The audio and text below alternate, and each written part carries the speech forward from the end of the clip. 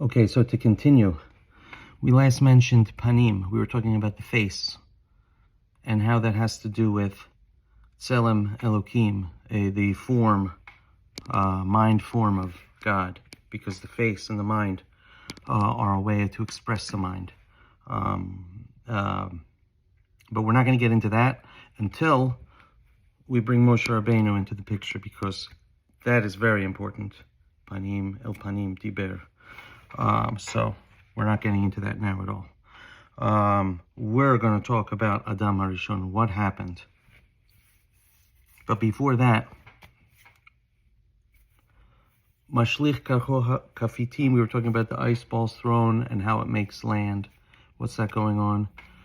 So the way that the scientists look at it is that this planet Earth was molten fire beforehand, and some huge ice comet, this practically, the size of the moon's planet or comet, smashed into what was that time Earth, seeded it with water, settled this water deep under there, cooled it down, created the crust,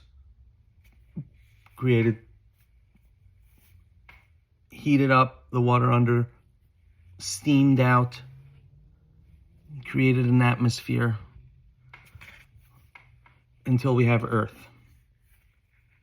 That's very similar to how it is in Pirkei de Eliezer, where he's throwing the ice, and that ice is what makes eretz, that makes crust. Now, that kerach hanora, that every planet that has life has, this awesome ice, kerach hanora, what happened to it? And is it important anymore? So let's see what I got.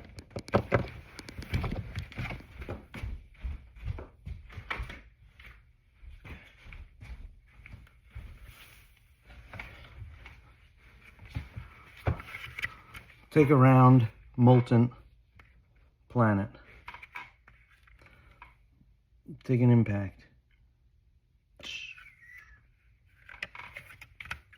Settles deep under and creates a valley, a hill. Now, you have in its place a valley is the entry of the impact, and then you have a big hill afterwards. Obviously, of huge proportions if we're talking about an impact like that. But there are studies about the Mediterranean Sea, that it used to be dry. And when it was dry, it was a valley. It wasn't part of the ocean. It was blocked off. And it was the most fertile. And all the waters would drip down from there, from the rivers from Europe and from Northern Africa and from the Middle East. And it was always a perfect place to live, and the environment was perfect down there before the Atlantic broke the Strait of Gibraltar and rushed in through the Mediterranean, and in 2 days the entire thing was full, something like that. Now, I'm proposing this ice impact happened where the Mediterranean Sea is now, created that crater. Came in from the direction of the Atlantic, hit, and went towards the very end of that section, which would be what is current modern-day Israel.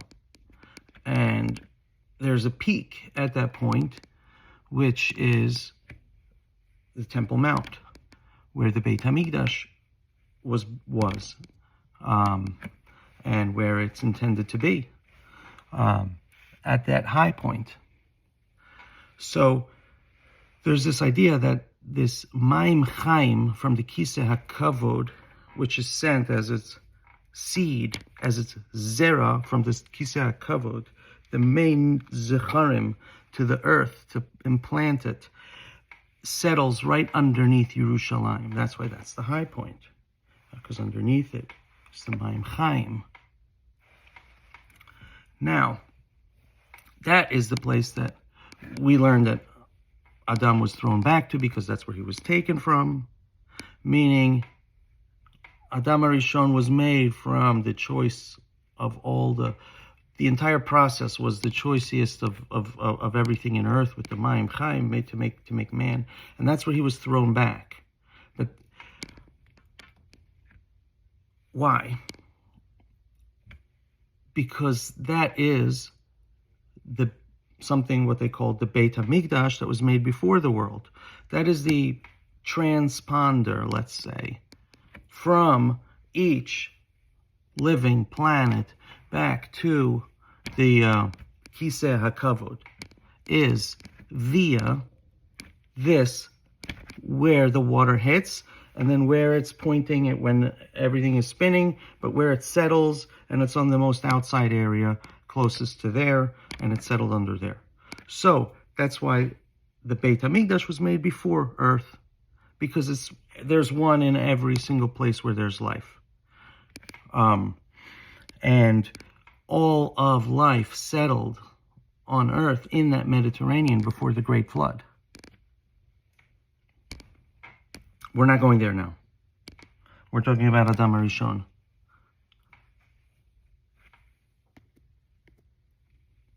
Okay.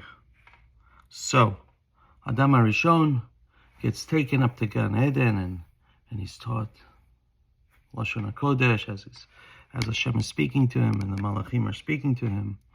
And then they say, listen, Hashem says, look, I'm giving you permission to eat from all those trees.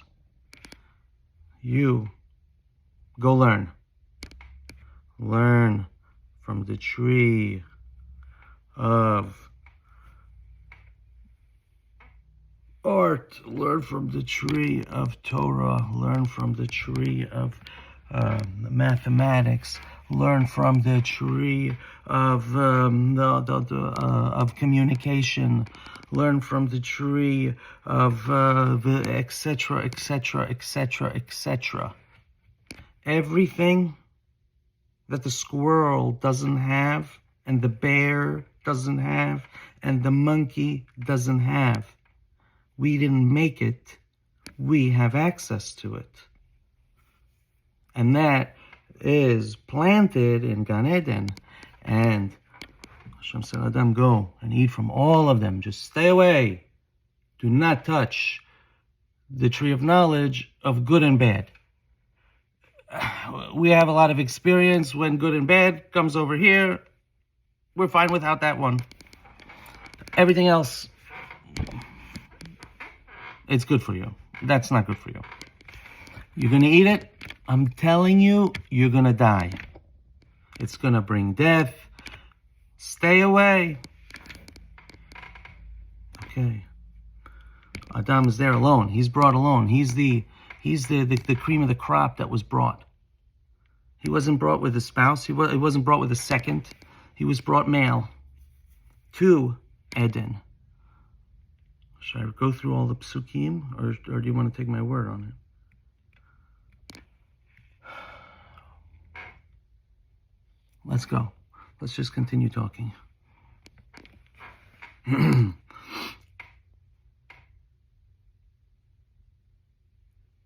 Adam is there, and Hashem calls everybody, says, hey guys, there's a new manager over here. Gather, gather, gather. He's naming you. You're the cashier. You watch the door. You fix the stock room. He's naming you, everybody. Come on, let's go. He's the new boss. Everybody, come. You have all these. You have this penguin walking with his cappuccino over there. Ooh, who's this new guy? You can imagine everything else. Psikta talks about all these different creatures and with many different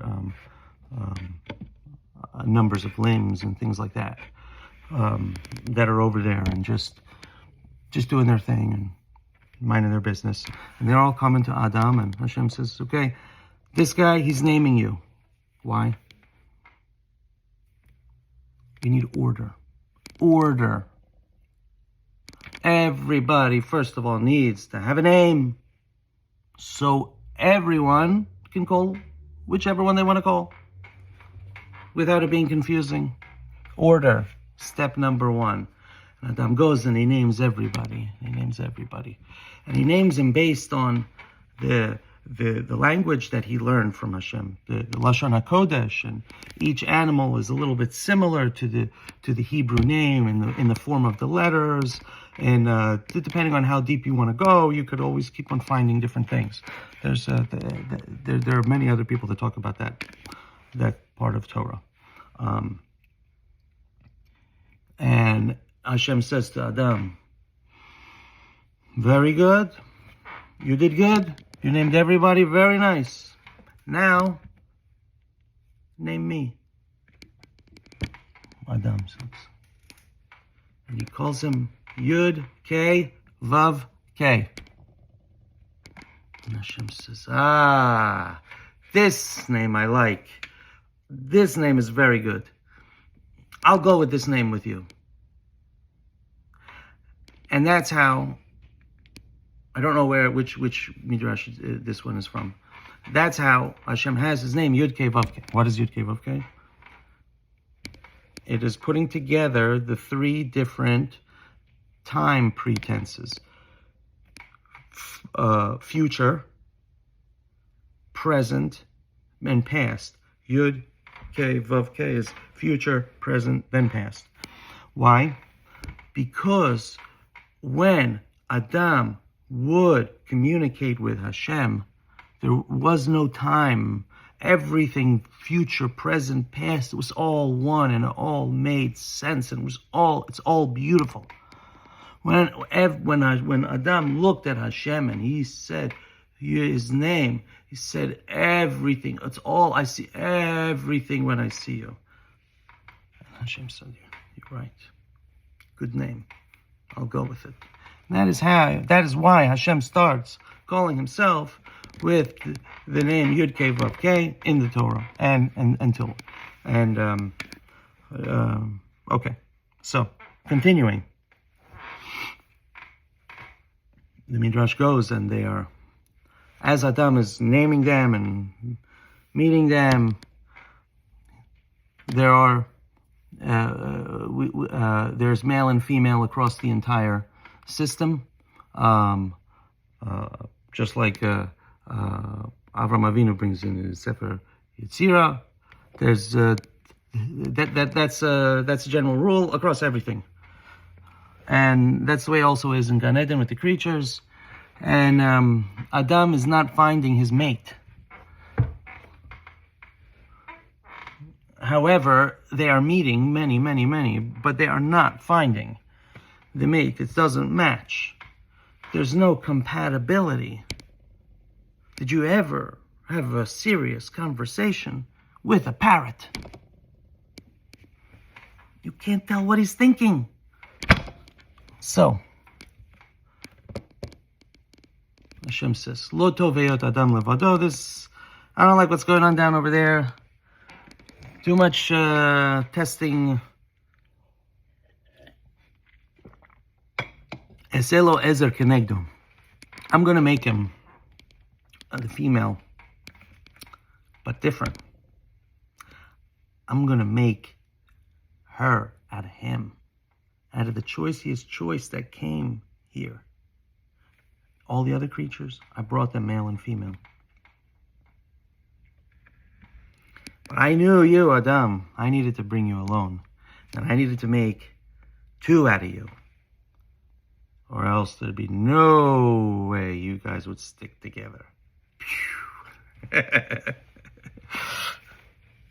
So, he puts him to sleep. And from his bone he takes, and then he creates his most perfect, pristine being. Something so much more beautiful than man, something so much more, less weight, less everything, just more beauty and what's needed to survive. And how do we know that the female human is different than all the other females? Is entirely, almost across the entire animal kingdom, the females are not the pretty ones. The males are the pretty ones. In the case of human, the female is the pretty, because the pre-Adam going to Gan Eden female is part of the history of the fossils. The female human is part of Adam. They were made together in Gan Eden. And she's the cream of the crop. She was made just like, there's a midrash with why did Yitzchak go blind? Because, and Rivka didn't go blind from the wives of Esav while they were smoking in front of their idols, and it hurt Yitzchak and it made him blind. But Rivka said, the midrash says, Yitzchak, he was made from afar. He's made from earth, soft. Rivka, she's made from etzem. She was made out of a bone. She's very strong. She can handle. Yitzchak, he goes blind. Female is made out of something much better, while the male was made out of earth. So, she makes Adam, makes Chava, brings Chava. Now, the Midrash says that they're basically glowing. The only thing that you can actually see of Adam and Chava is their face. Their bodies, they glow. They're not wearing clothes. You're not seeing their skin. They don't have fur, hair, anything. Their body is glowing, and they have a face. Similar to a bioluminescent creature. It's not the biggest thing to think that that's impossible. But that's the way the Midrash says it, the way that Adam and Chava were in Gan Eden when he brought them up there. And it brings its reasonings, and it brings its psukim and everything as a backup. But now they go off, and it's time to explore the garden, and let's go. And Adam is going to the architecture, tree, physics, everything. He's experiencing everything there is. And it's becoming part of him. Chava goes to the tree of beauty. I don't know what.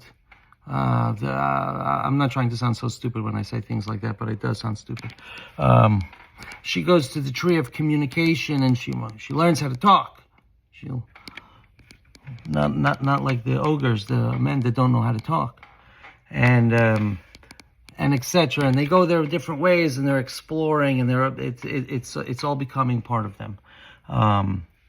And there's the Nachash. He's also roaming around. He has access to Gan Eden. Not all the creatures do. This was special that Adam and Chava were allowed to go and eat from all the trees in the actual orchard. The other animals are not allowed to. But there's the Nachash, the serpent. And he's in Gan Eden. And he's got a problem with this whole thing. He was there. He was named. He watched the whole thing. And he did not like it at all. Who's this new guy? He's the new boss. Him?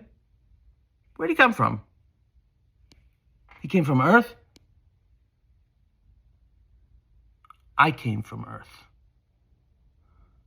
When I came from Earth,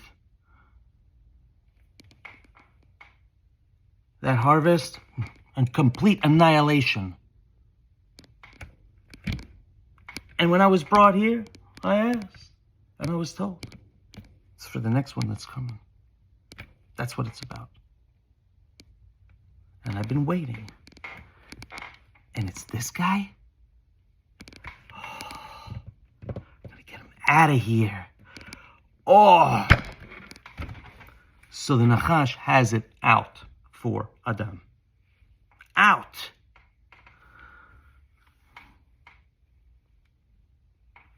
Okay. Who is the Nachash? What are his skills? What? That's going to lead to what he's going to choose to do, right? So, I'm going to go out on a limb over here. I hope I'm not crazy, but it's just throwing it out there. Okay, I'm not going to jump off a bridge for it. That the Nachash was what you would call like a before the last big what they call asteroid that wiped out all the dinosaurs. Really, the cream of the crop out of all of that was the Velociraptor, and we don't know what else got wiped out. We don't know what more delicate creatures could not have survived that fossil record. And we don't know, maybe it's possible the Velociraptor was like the chimpanzee to the human. So the Velociraptor to the Nachash, which is the cream of the crop that came from it, that stood up on two, has hands and legs, and talks, and reasons. Its predecessor was the Velociraptor, or is it a humus, it's a chimp. So the Nachash, his world got wiped out when he was taken up there. And he's been waiting, like we said. And Chazal talk about that Hashem first made everything bedin. He made it, everything he made, all the creatures and everything, he made it in din. Just survival din. What can win? What will work? What will survive? That was the dinosaur era. And everything's got plates and fangs and teeth, and they're huge and they're chewing up each other. So when Hashem harvests from that, he takes one thing from there, or however, whatever else he takes also the Nachash with that. He starts over. He says, I'm going to start over. We're going to make it Rachamim. We're going to go with warm blood. We think they can chill out a little bit. We know they need to. Okay. One second. Akshav.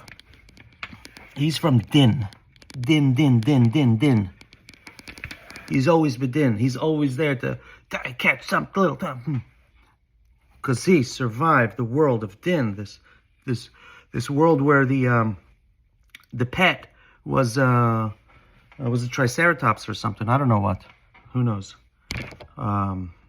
So he knows he's not going to be able to tell Adam, to talk Adam. He knows he has no in on getting Adam to mess up.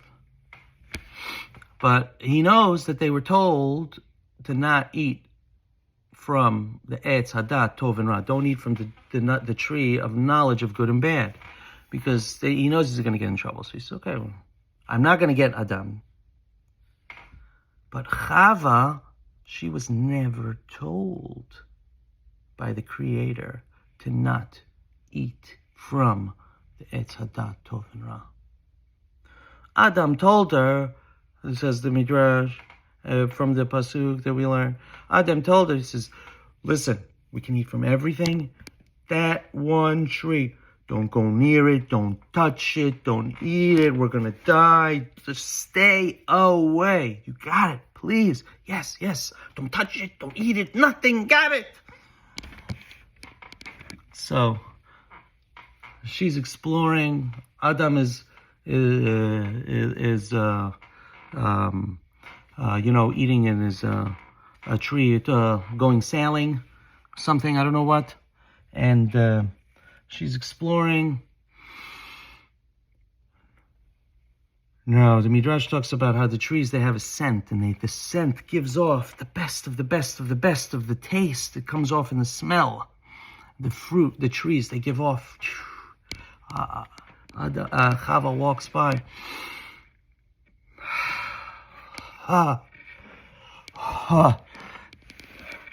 There's the Nachash. That one smells nice, doesn't it? He says to Chava. Chava says, no, I'm not going near that one.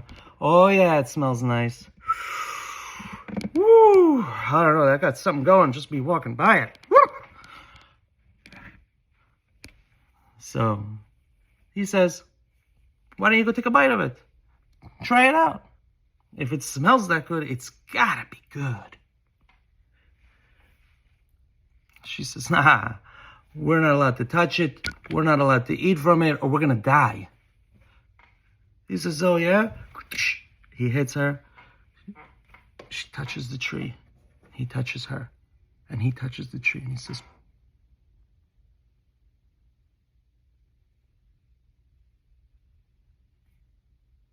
who told you you die if you touch the tree? So she's over there. There's Adam. He's sitting on a branch in a tree over there eating a fruit. And who knows where. Nachash says, he told you not to eat from the tree? Do you know what he was doing before you were around? What are you talking about? When the Creator brought him over here, we all got named. Do you know what he did? Do you know who he was with?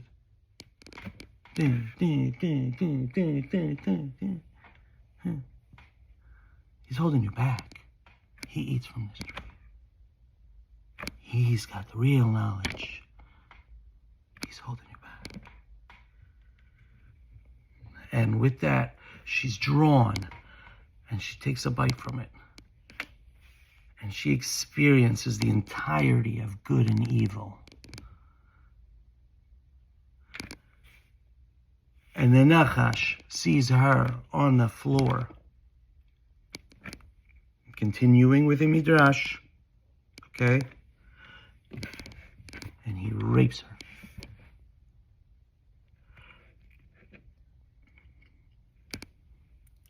And everybody comes around and sees what's going on. And Chava's transforming. She doesn't look the way she looked before. She was glowing.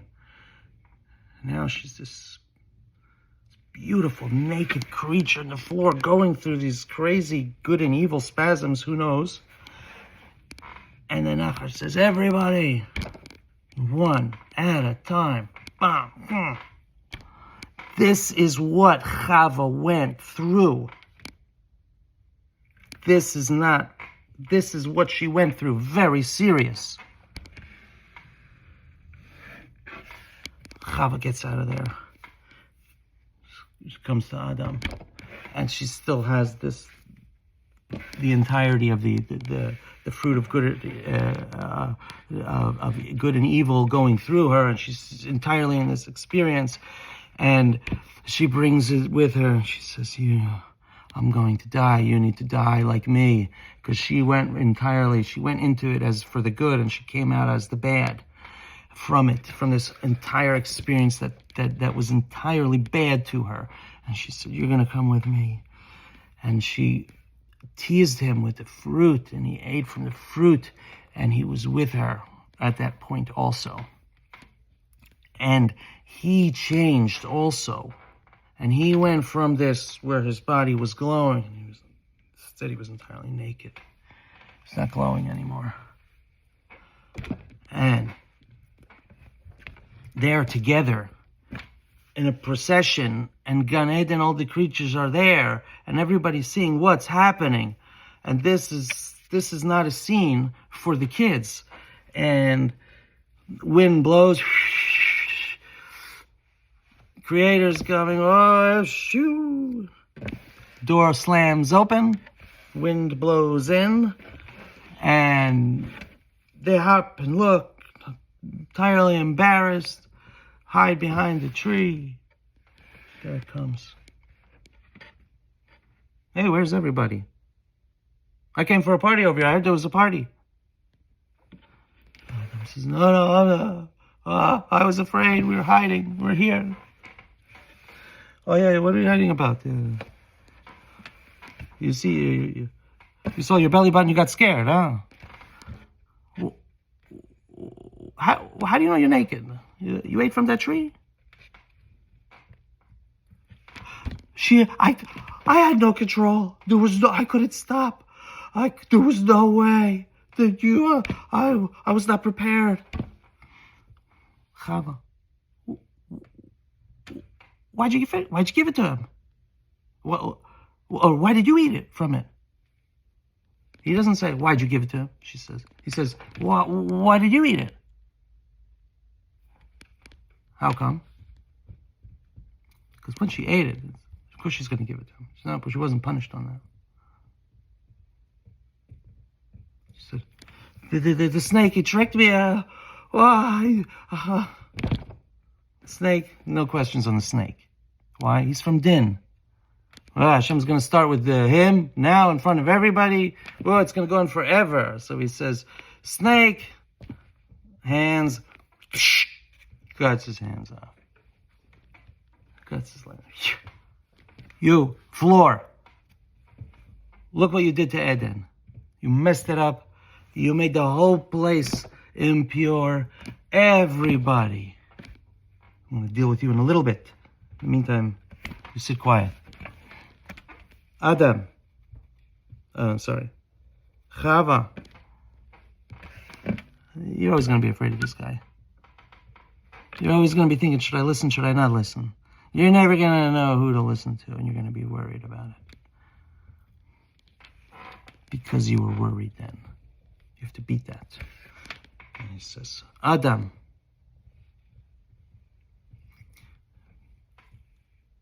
I have to send you back. And because of that, you're not going to survive on Eden, where I was feeding you. Everything is, You're going to have to work for it. Animals, they know how to survive well on planet Earth. Humans, it's tough. You're not made for it. You're made for here. I'm going to do you a favor. And he goes to the Nachash, who's squirming. Hashem unskins him, takes his skin off, makes from it kutnot or. He makes from it cloaks of skin from the Nachash, and he puts it on Adam and on Chava. He says, I'm going to send you back to the place where you came from. Connection point, Harabayit. You're going to land there.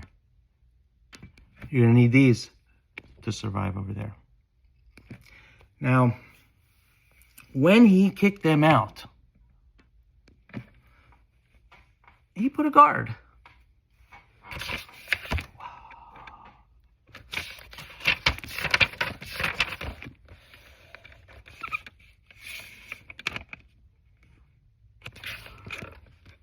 ויגורש את האדם וישכן מקדם לגן עדן את הכרובים ותלת החרב המתהפכת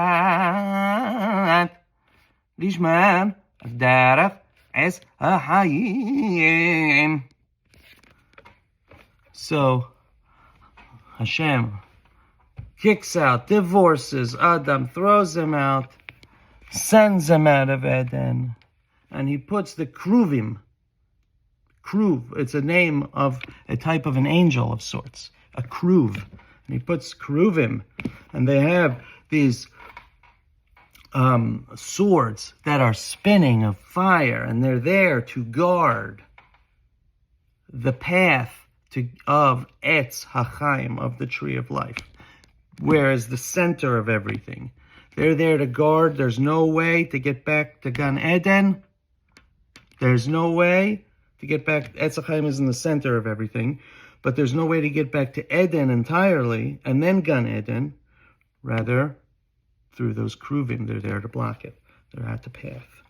You're not getting through. Now, let's fast forward a whole lot. So Adam is on earth. He looks up through from where he came from, and he sees that there's the kruvim that are blocking him. There's no way he's ever going to go back.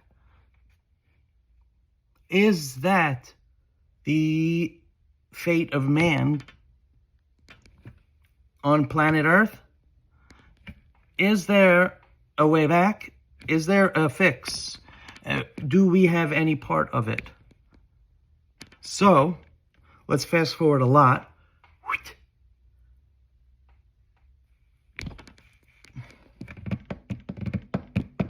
I'll find the pasuk.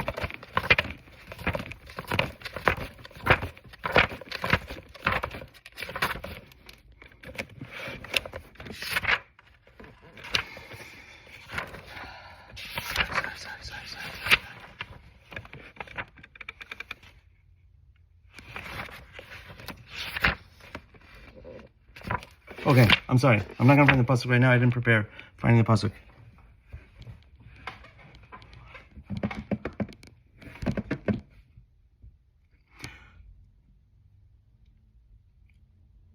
Moshe and Bnei Israel build the Mishkan, and on top of the Aron is kruvim of gold, 2 angels that are called kruvim, and they face each other. And in between the 2 kruvim, the kol, the voice, comes out. The Shekhinah rests over there, and it comes from Shamayim, Hashem's voice, through there, and it speaks to Moshe. Because the way back to Gan Eden is mibein shnei hakruvim midaber elav.